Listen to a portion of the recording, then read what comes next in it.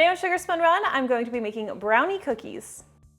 Today we are going to be making brownie cookies, which are exactly what they sound like, basically brownies in cookie form. And I love this because you get that nice edge and that nice chewy, fudgy center all in one bite or in one cookie anyway. Now, since we're making brownies, of course we need to start with chocolate. You'll need 8 ounces of chocolate. I recommend using baking bars and not using chocolate chips for this recipe. These are just going to work better. I recommend a dark chocolate. This is 60%. Semi-sweet would work, but obviously you're going to end up with sweeter cookies if you choose that route. Now I'm going to finely chop this chocolate. And I just use a large sharp knife, sort of go over it in a mincing motion. The finer it is, the faster it'll melt. Okay, now I'm going to be melting this chocolate in the microwave, so I'm going to grab myself a medium smallish microwave safe bowl. Now you could do this step in a double boiler instead if you prefer. Along with the chocolate, you'll need 1/4 cup of unsalted butter, and I'm just going to cut this into 8-ish pieces. I'm going to cut it into tablespoons and cut it again. This is just going to help it melt a little bit more evenly.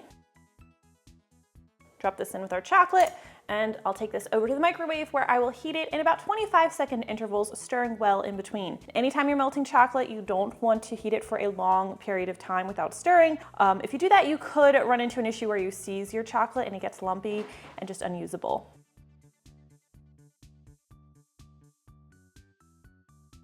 All right, once our chocolate is completely melted and smooth, we are going to set this aside and grab a separate medium to large sized mixing bowl. Now to this bowl, we're going to add 2/3 cup of granulated sugar, along with 1/3 cup of firmly packed light brown sugar. Now we're also going to be adding 2 large eggs. Ideally, these should be room temperature, and I'm just going to crack them in a separate dish. That way, if I get any shell in there, I don't get it in my cookies. We'll add these to our mixing bowl, along with a teaspoon of vanilla extract and 1/4 teaspoon of salt. This is just regular table salt. Now for this recipe, you're going to want to use an electric mixer. You could absolutely do this in a stand mixer if you prefer. You would want to use the whisk attachment, but today I'm going to be using an electric hand mixer. Now we're going to start just beating this slowly until everything is combined. And once everything is combined, we're going to turn up the speed to high, and we are going to beat this for a minimum of 2 minutes on high speed. What we are looking for is for the mixture to have increased in size. It pretty much doubles in size. It will be pale in color, and that's when you can go on to the next step, but no sooner. Now beating the eggs this much and this way does a couple things. For one, it's going to help give us those shiny, crackly tops. And another thing that it's going to do is give the cookies some lift. It's going to help them get that nice texture and structure. So I'm very happy with how this looks. So now I will grab my melted chocolate from earlier. Give this a brief stir, just in case it's begun to solidify any, which mine has not. And now we're just going to drizzle this into our egg mixture, starting with the spoon because I don't want to leave any of that chocolate behind. It's just like with butter. We don't waste these things here. Now I'll drizzle this in.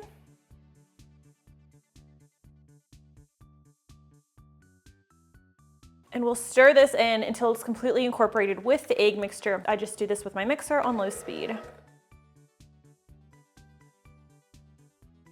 All right.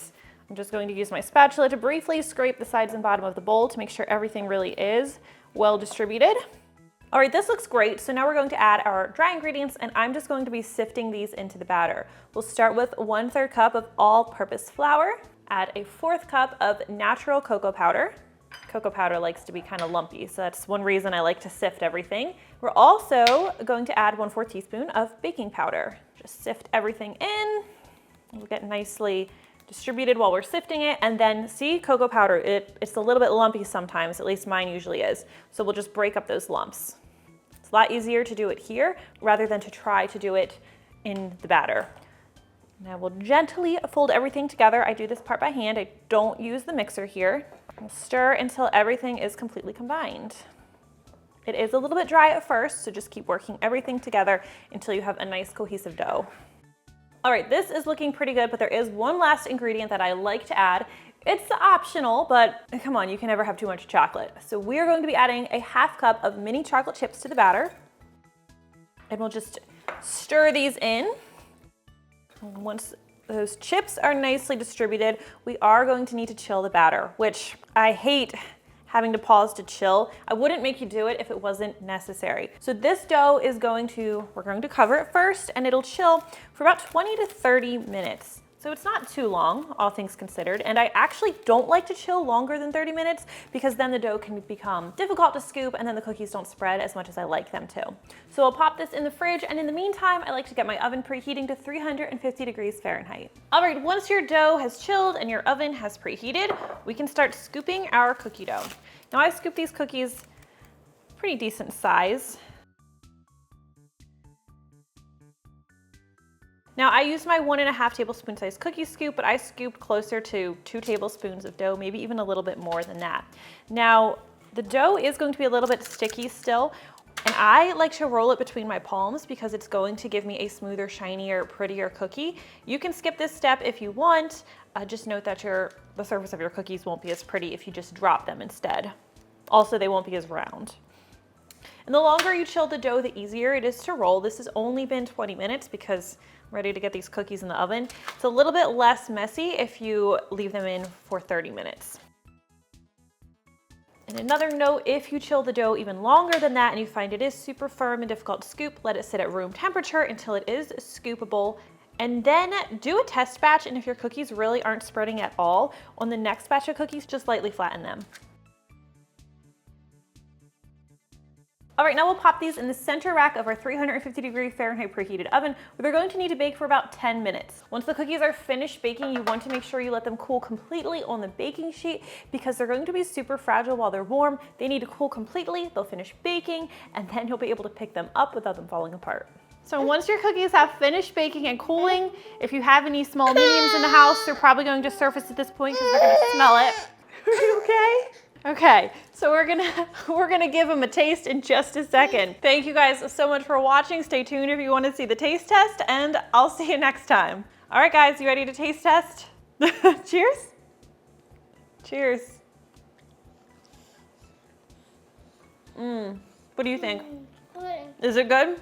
Is that the best cookie you've ever had? What do you think, Cookie Monster? Oh yeah, this is a lot of sugar for you.